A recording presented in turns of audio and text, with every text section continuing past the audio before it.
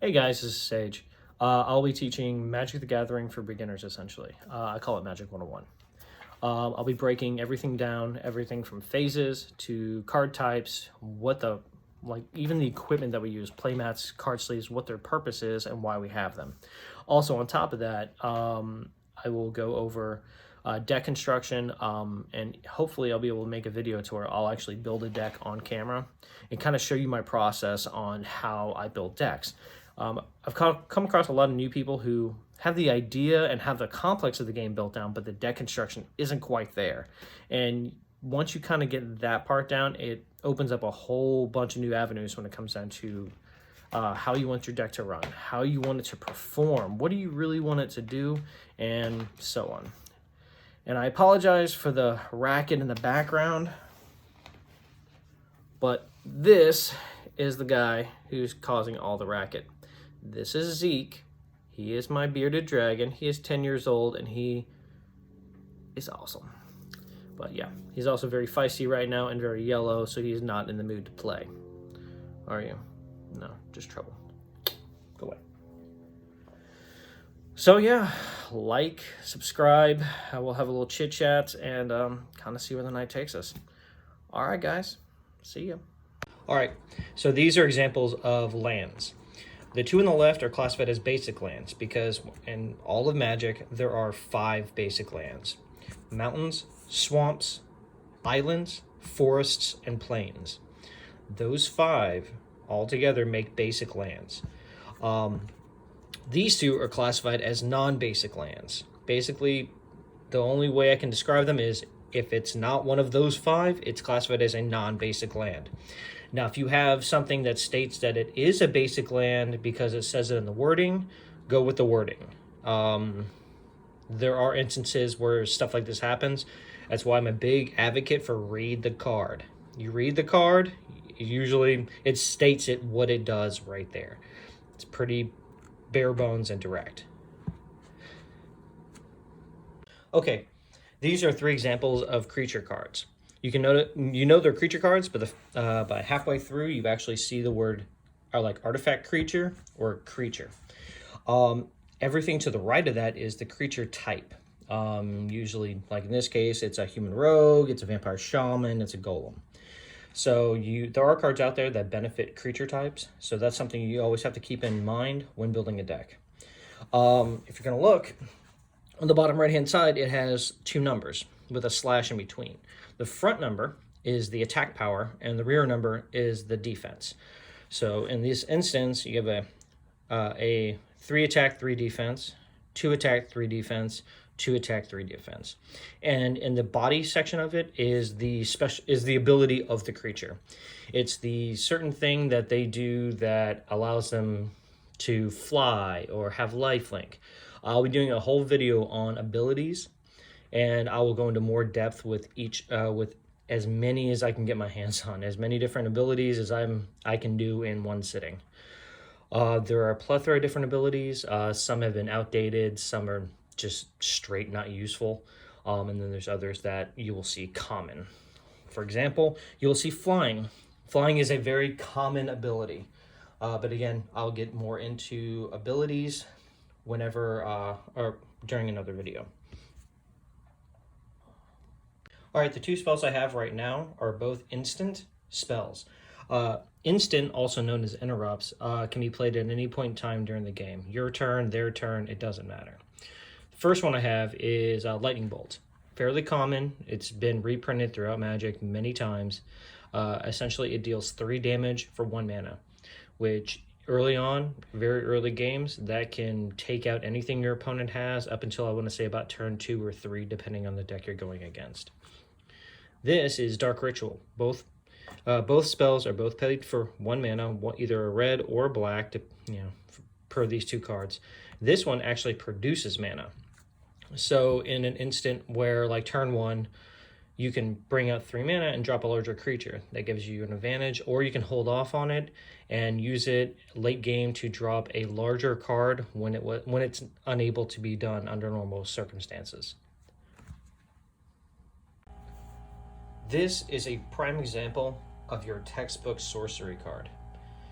Sorceries usually cost a little bit more than instances, namely for the fact of instances are supposed to be quick, so you're supposed to have the available mana to be able to produce them.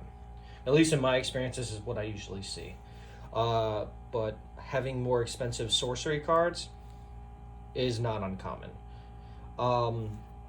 Sorceries can only be played during your main phase and your post-main phase, and usually have a cool effect. For example, this one. It's actually a reprint of a older card, Diabolic Tutor. Diabolic Tutor is 2 black mana, 2 colorless. Search your library for a card. Doesn't matter what it is. Certain other cards will stay only creatures or only blank. This is look for a card, doesn't matter what it is, and add it to your hand.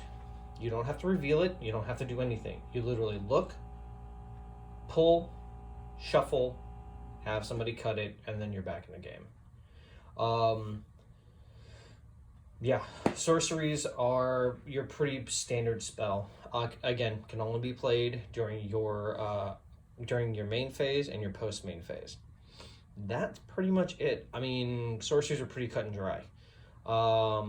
Usually the only time they ever need help is help explaining what you're doing to bring relevancy. Yeah. All right, these are artifacts. Artifacts are essentially your items that do an ability. You bring them out, they do some cool stuff. These are just 3 examples. 2 of them, I don't know if anybody's been aware of this, but I've actually been pulling cards from one of my personal decks to explain all this stuff. That's why they all kind of run a red-black format.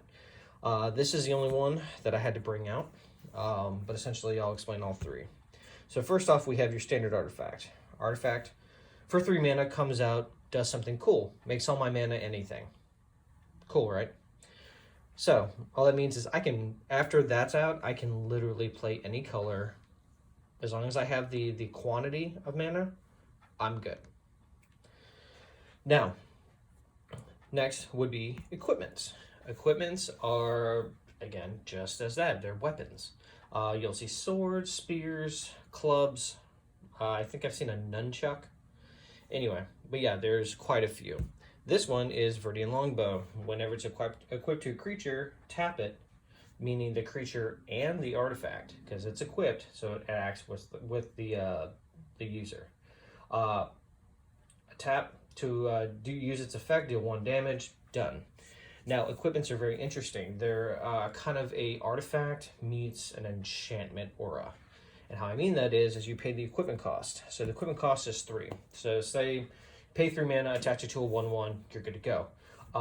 Say your opponent lightning bolts, for an example. You're 1/1. Creature dies. Sucks, but luckily because the artifact is because of this particular artifact is classified as something else as an artifact itself, it's basically your creature drops the weapon, and then it moves over to the other side where it's an unused artifact. So say you drop another little 1/1, you can immediately equip it to him if you're able to, and you're back where you started. So it's just another way to buff up creatures in its own very unique way. There are a lot of cards out there that will benefit equipments.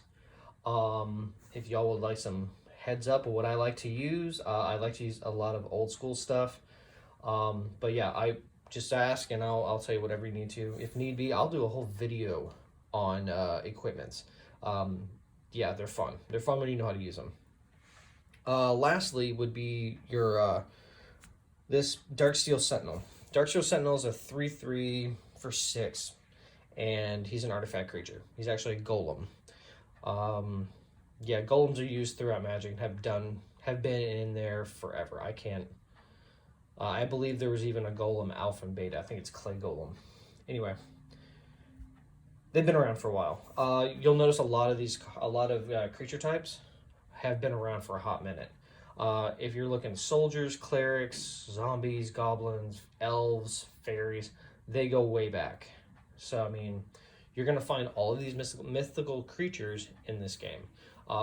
Minotaurs with Theros, and then Theros Beyond Death is Greek mythology, Greek and Roman mythology. So there's a lot of nods to it, meaning a lot of creatures like minotaurs, harpies, gorgons, like Medusa.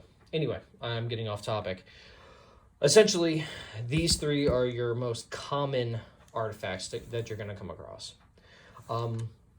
Yeah, again, if you have any questions, especially on artifacts, because they're a little difficult or a little interesting to understand, but to put into play usually can be either hit or miss. So if you have any questions, please let me know. All right, well, this closes out my explanation of cards, card types, creatures, so on and so forth. My next video will be phases, and it'll explain how to use phases, how to use them in your best interest, and depending on the deck. Believe it or not, it actually does matter. Now, nothing further to say. I guess have a great game or not. Really, the choice is yours.